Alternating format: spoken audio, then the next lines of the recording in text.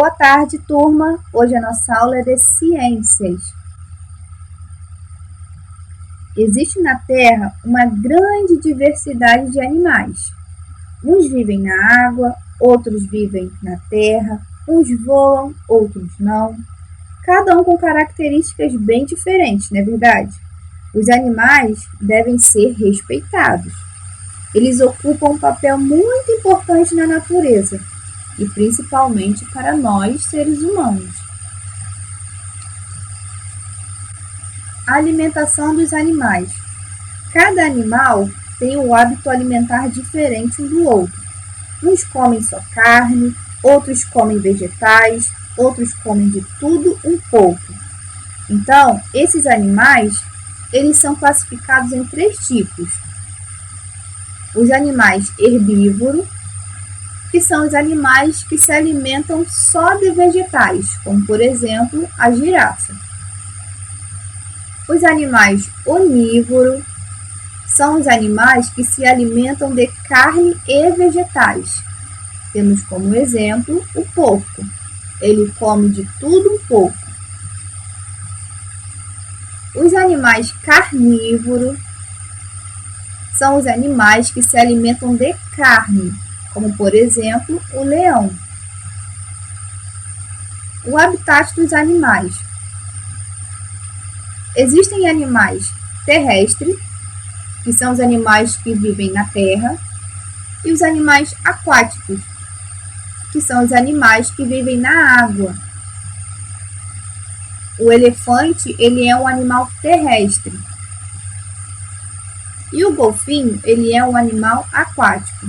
Percebam a diferença entre eles. Cada um vive em um ambiente diferente. O ambiente terrestre e o ambiente aquático são chamados de habitat natural dos animais.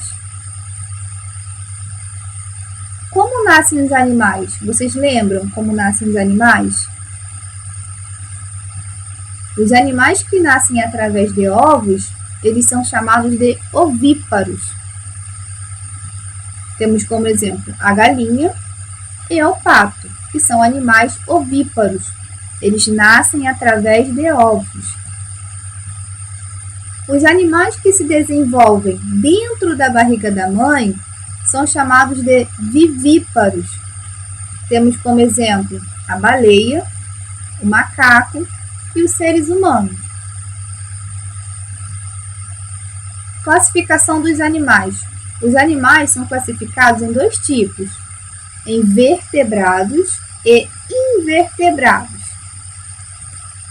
Os animais vertebrados são os animais que possuem coluna vertebral, como por exemplo, o cachorro e o gato.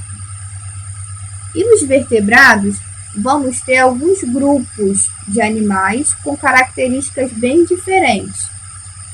Vamos relembrar sobre cada um deles. Vamos começar a aprender sobre os animais aquáticos, são os peixes. Os peixes são animais aquáticos, eles respiram por brânquias e têm o corpo coberto por escamas. Essas são as diferenças, as características dos peixes. Anfíbios. Os anfíbios vivem na água quando jovens, na terra quando adultos. São ovíparos e têm a pele fina e úmida. Como vocês podem ver, o nosso exemplo é o sapo. Répteis. Em sua maioria, são terrestres e ovíparos. Aqui temos o exemplo, o camaleão. O camaleão é um animal que pode mudar de cor. As aves. As aves são terrestres, ovíparos, têm o corpo coberto por penas e têm asas e bico. Essas são as características das aves. A maior parte dos mamíferos são terrestres e vivíparos, ou seja, nascem através da barriga da mãe. Têm o corpo coberto por pelos e mamam quando filhotes. O cavalo é um exemplo de um mamífero. Agora vamos falar sobre os animais invertebrados, que são os animais que não possuem coluna vertebral, como por exemplo a mosca e a borboleta. Animais úteis são aqueles que ajudam na alimentação, transporte e vestuário. Esses animais são muito importantes para nós. Os animais que servem de transporte. Temos o cavalo e também o camelo. Animais que servem de alimento. Temos a vaca, que ela nos fornece leite e carne. A galinha, que nos fornece carne e ovos. E também o porco, que nos fornece carne e gordura. As abelhas nos fornecem o mel. Vestuário. Alguns animais são úteis para a confecção de roupas. Temos como exemplo a ovelha e o bicho da seda. Do pelo da ovelha é feito a lã, que é usada na confecção de roupas. Muitas das roupas que usamos vêm do pelo das ovelhas. Através do bicho da seda são feitos tecidos chamados seda.